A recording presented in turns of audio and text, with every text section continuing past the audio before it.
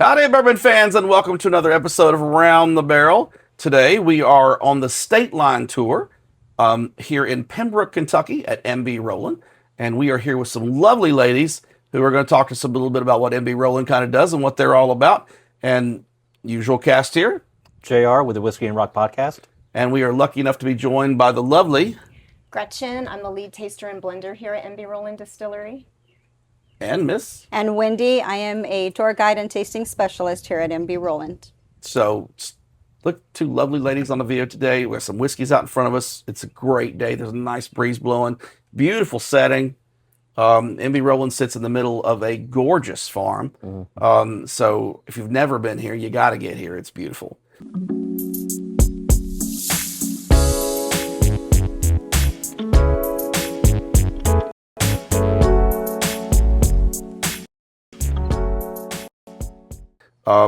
So first of all, we all want to know, tell us a little bit about the history, where MB Roland got their start, how that kind of came about. So it's kind of an interesting story. Paul is actually was in the Army. He's Okay. from Louisiana, All righty. but he got stationed here at Fort Campbell. And I like to say he discovered a few things. He discovered some whiskey and some bourbon.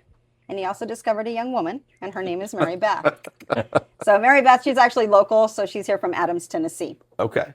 And in 2008, he actually talked to Miss Mary Beth and told her about his dreams of opening a distillery. And she obviously agreed because, here we are. So the ties between Tennessee and Kentucky just keep... They just keep intermingling. I know. Yes. I know. We like each other except for football, so it's all good. Love it. Well, actually, Mr. Paul was trying to decide what to name the company because he was really adamant about it being a family name. But his last name is Tomacheski. Oh, yeah. Yes. That's a toughie. So I like to say he is a very smart man because he used Miss Mary Beth's maiden name, which is Roland. And he Okay. actually named the company after her. So it's MB Roland for Mary Beth So Roland. that's where that comes from. I've always wondered that. Yes. I've always wondered that. Okay. A little bit about the farm. They bought the farm here. It was an old Amish dairy farm. They made all the necessary conversions. And on Veterans Day of 2009, in honor of Paul's service, is actually the day that we opened to the public. So we use a lovely sweet... Oh, I'm sorry. No, you're good. You're good. So Veterans Day, and then we got 250 this year. So that's obviously a big deal. Yes, And, sir. so yeah. Okay, Yes, cool. sir. We do use a nice sweet white corn in all of our product. We are true pre-prohibition style. So Paul is very adamant about maintaining that consistency in our product as far as pot distilling and meeting all the requirements of bourbon. Awesome. Great. So this is just, okay, so Taz, I got to know the name. That's great. Okay, so I've had to be Roland for years at this point and didn't know that Mary Beth Roland was the namesake. I knew there was a woman behind it, as there are with most great stories. Right. So we got some history, we got some knowledge on what you guys are doing. Now comes the good stuff of actually tasting what's in it. So what are we having today? So we have a nice little lineup of rye-based bourbons and one rye whiskey. Okay. And I thought we'd start out with our OSD. It's our second bottled in bond. We do a wheated bourbon. It's called Barker's Mill. But this one is our flagship bourbon mash bill. Okay. And if you want to give a little quick Did I go the right history direction? lesson on the OSD while we're tasting. Absolutely. So OSD is really a fun story. So in Kentucky, when they first started making whiskey and bourbon for taxation purposes, they divided the state into 8 different districts. Had we been in existence back then, we would have been in the 2nd district. And that is the namesake for Old 2nd District. It's in honor of where we would have been for taxation purposes when. So there's a lot of meaning behind just about everything here then. It Yes, looks sir. really, really deep. Yeah. And we use white food grade sweet corn for all of our products here. Most distilleries use yellow dent corn, and so it does give our products a unique flavor. I went the wrong direction. I know I did. It's okay. If someone's going to mess up, it's me. Yeah, I know. Don't. I can't help it. Got to be different, right? Normal never stands out. So, how long have you guys been here with the distillery? I've been here since 2018. Okay. And I've actually worked in every single department here. Started out bottling part-time. And then I started doing events and bartending, and then tours and tastings. And a position opened up to in the distillery. So I was a distiller for 2 years. And then they moved me over to tasting and blending. So, and I've dabbled a little bit in marketing, but that is not my forte. So I try to stay away from the marketing aspect. Understood. Understood. And yourself? So I've been here just over 2 years. Okay. But little fact is that they actually taught me to drink bourbon here at MB Roland. Okay. So I moved out here from California a few years back, and MB Roland turned me on to bourbon. So, Okay. So see, yes. we continue to change Californians for the better. Absolutely. I keep selling y'all houses and y'all keep moving here, so I figured something to it. But now you've got, look, can we show your nails to the camera? Absolutely. Look at this. She is really set for patriotism. I mean, we are right about the 4th of July on the 250th anniversary. She's already got it ducked out. So, I mean, Jared, do you have any questions about anything that's going on? I was going to ask you about your process for blending and how you approach that. So I'm a department of one. I actually pull all the samples. I taste through all of the samples.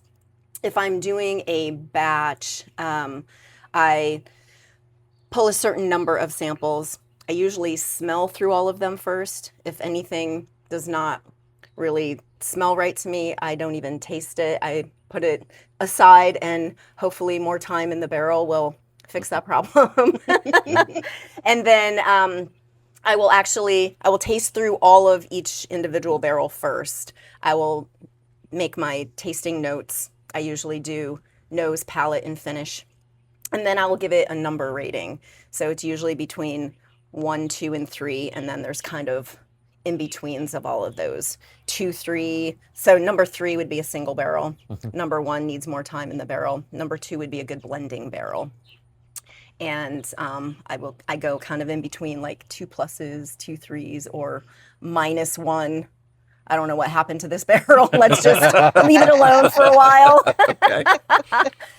Hopefully this will change. Yes. And so then I usually try to put together 4 or 5 different blends with either all different barrels or 3 or 4 of the same barrels, and then add a couple more barrels. Most of the batches we do here are quite small. So anywhere between 5 and 12 barrels is really the biggest batch that I usually do. And we still do use some 25-gallon barrels. So we use 53 and 25s in the batches. Do you go into it with a specific flavor profile in mind, or you kind of wait to see what you come up with? Yeah, mostly that. Only because we don't have like super fancy technology here to throw samples into a machine and it will pull out specific parameters of tasting notes or, different components. So we do kind of have a signature profile. It's usually like a caramel or vanilla with dried fruit notes, or sometimes kind of jammy fruit notes, and lots of baking spice, and then your oak component too. I've always gotten sort of earthier tones with MB Roland as Yeah. well. Like I've always found that to be something that's pretty symbolic of what I've tasted here. Yeah. And so I kind of base it on that. I usually do take the previous batch and I will compare those to that. But at the end of the day, if one is not really aligning with the previous profile but tastes way better than the rest of the ones that I did, we're going to go with the better one. And whoever is here that day that I'm blending, I will bring the samples up. I'll pass them around and I'll get everybody's opinion on which one they like best. We always like this to one, ask Miss Gretchen when she's going to be doing those blind tests. Oh, I'm sure. That's a good day to be here. This one is kind of right there. I mean, there's a caramel note to it. Like I get the caramel note to it. Again, like I'm MB Roland for me. I've gotten earthy notes to it. Yeah. And I don't know if that's the grain to glass, because of grain to glass. Yeah. Which is awesome. But I think that there's something to that for my palate at least, and not everybody's palate, but for mine, that's what I've always gotten. On earthy, a lot of I believe more corn forward type notes, or biscuit kind of notes. Yeah. can I come see that. through. I can Yeah. see the biscuit now. Okay. Yep. Well, this is pretty solid. So what's the second one we're So the second one is our flagship bourbon. And so same mash bill, but all of our whiskeys are barrel proof. So this basically is this version just not proof down. Oh yeah. Okay. You get a little more forward on that. Yeah. Not as earthy. Yeah. The notes, I think the fruit notes come in a little more out in this to me.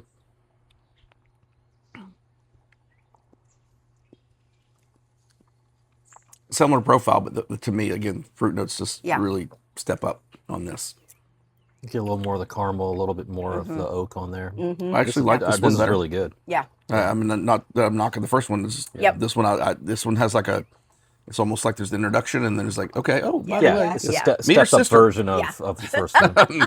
meet her sister. Okay. I This one agree. is sitting at 106.4, so Okay. it does have a little bit Little more more proof, heat to too. it on the back of it. So But that spice is it's soft. it is it's and it's Yeah, it's very smooth. well-rounded. There's nothing biting about it though. Yeah. So, and then the third one is our rye, right? Like this is this our standard rye? What?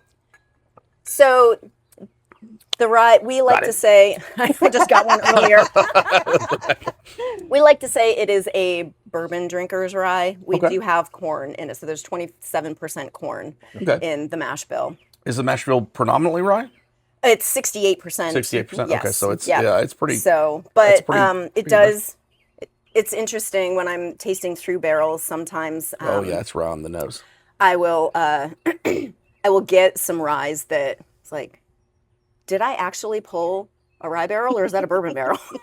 Yeah. So, but I do a lot of times get like a green tea note on it with maybe some that. honeysuckle or light honeysuckle honey. stands out to me. Yeah. Yeah. It's a very and sweet rye. It is. Yeah. This is That really was- that's what I was it is, gonna- You're talking Yeah. about bourbon rye. The sweetness that you typically get in a bourbon is shining through. I actually really like this one. Nice and viscous too. Yeah. Just looking at the This lips on the one's glass. really This is very good. yeah. And I very believe enjoyable. this one's And I'm a rye guy, so 106.9. like I like my rye. So, 103. Yeah, 106.9. so good healthy proof. Yeah. Ooh, got you too. Nice. Man, I'm on a roll. I love this outdoors thing. This is great. You should do this more often. I'm so glad the Right? weather held off because Yeah. it really Oh, is. this is It's lovely. perfect I out mean- here. Yeah. It And all it's went beautiful. north. It all went north of us. Thank you. So, yeah, the day has been really good. So the State Line Tour, how'd you guys get on the State Line? Like the State Line Tour idea is Old Glory, you guys, and Casey Jones. Correct. So it sort of hugs Tennessee, Kentucky, of course. 2 in Kentucky, 1 in Tennessee. And I don't know if you know anything about the history on that, but like, how did that get going? Because I haven't asked that of anybody, and I've always been curious about that.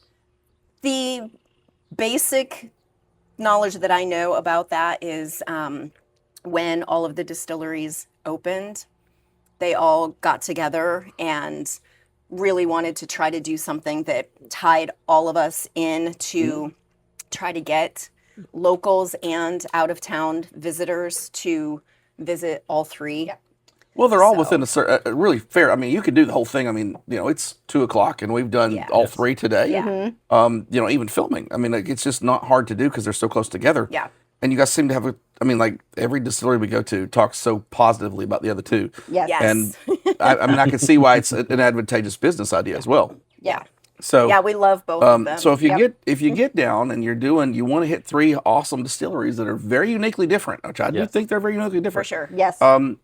You can do that in the State Line Tour. So MB Roland, Old Glory, and Casey Jones, and they'll all 3 be extremely welcoming. I have felt today like we've just been red carpet treatment. Yeah, it's been Yeah, fantastic. I mean it has been Great. fantastic. So We all aim to do that. Yes. All, And all, they're all just- three and distilleries. and there's nice Yes. people everywhere you go. That's something about Yes. bourbon. So the fourth one. Yeah, so this one is our little baby. It is called Dark Fired Bourbon. Dark so Fired. this area has a long-standing history of dark firing tobacco.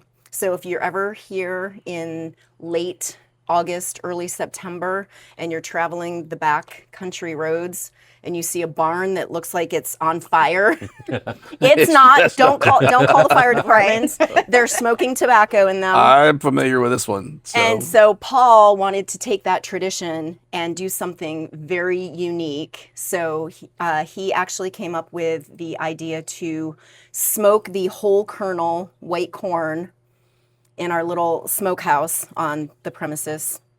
And then a portion of, so it's basically the same mash bill as our flagship bourbon, but a portion of that corn mash bill, the percentage, is dark fired corn. And then the rest is regular corn. This is the dark fire. I definitely get it. It's like it's got a smoky, scotchy kind of note to it. I will say to it. We use hickory wood or hardwood, usually hickory. So it is more of a campfire kind of smoke than a peat smoke. Yeah, right. It is. If you're not a fan of Scotch, like at all, whatsoever, peaty probably Scotch, not it's probably not your thing, right? Yep. I'm not. I'm learning. I don't like Scotch at all, but this is actually really subtle. The smoke. It is. So one thing that we like to do when we're doing our tastings, is we like to tell everybody that this is going to drink like a Scotch, but instead of dirty feet peat, it's barbecue sweet. It is very sweet. Just a total it is sweet. I will give it that. Yeah. I get that. This is very good from someone that doesn't ordinarily enjoy the smokiness. This is actually really well done. And I really don't mind if I do. I'm jumping right in. Okay, well, so the camera guy he's a Scotchy guy. So like, I'm learning. Cheers. Dave, look, I'm learning to drink Scotch. I'm trying. And I'm the same way. I really want to appreciate Scotch and. So what was your acronym for this? Like fire? What was the acronym? So I like to say it drinks like a Scotch, but instead of dirty feet peat, it's barbecue sweet. Okay, so and you called it fiery. What did you call it? It's called dark fired bourbon. Dark fire. Yes. See, I thought my daughter won that. Ashlyn, that was you, baby girl. I love you, but she can be dark at times. So, she's a teenager. I like 'em. She's a teenager. So anyway, but no, this was. I mean, actually, this is quite palatable for even someone like myself, who I'm not typically a Scotch drinker, but I am learning. I'm trying really, really hard. Yeah. So it's really good. So MB Roland, guys. So this is the State Line Tour series with Round the Barrel. This is our MB Roland visit. It has been awesome. They have been so welcoming. These are such good people. The whiskey is excellent. Get here, try it out. Now there is one really cool thing on the State Line Tour. So you get a shot glass at every visit. So you get one at Casey Jones, one at Old Glory, and one here. And then they give you a stave at the last one, right? Mm-hmm. And then that is the State Line Tour. So it's a little gift that they promote you guys doing. So if you get the chance, take 3/4 of a day, and you can do this quite easily and enjoy yourself extensively. So guys, check that out. For those of you watching the video, like, subscribe. Please leave us some comments on what you thought of the video itself. Positive, negative, whatever. We love some feedback. And then again, we look forward to seeing you guys on the next episode. Thank you for joining us.